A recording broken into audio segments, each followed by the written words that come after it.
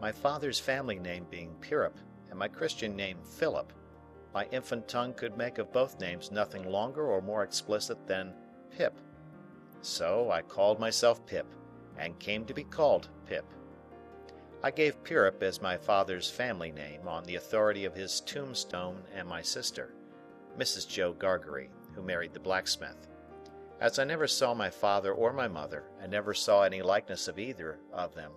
for their days were long before the days of photographs, my first fancies regarding what they were like were unreasonably derived from their tombstones. The shape of the letters on my father's gave me an odd idea that he was a square, stout, dark man with curly black hair. From the character and turn of the inscription, "Also Georgiana, wife of the above,"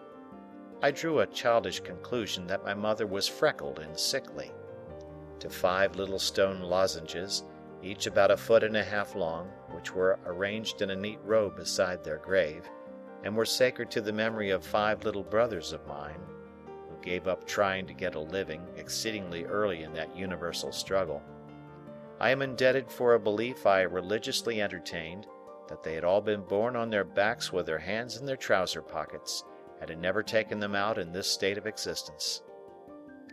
Ours was the marsh country, down by the river, within, as the river wound, 20 miles of the sea. My first most vivid and broad impression of the identity of things seems to me to have been gained on a memorable raw afternoon towards evening. At such a time I found out for certain that this bleak place overgrown with nettles was the churchyard, and that Philip Pirrip, late of this parish, and also Georgiana, wife of the above,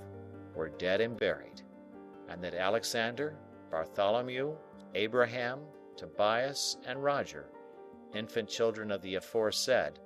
were also dead and buried, and that the dark flat wilderness beyond the churchyard, intersected with dikes and mounds and gates, with scattered cattle feeding on it, was the marshes, and that the low leaden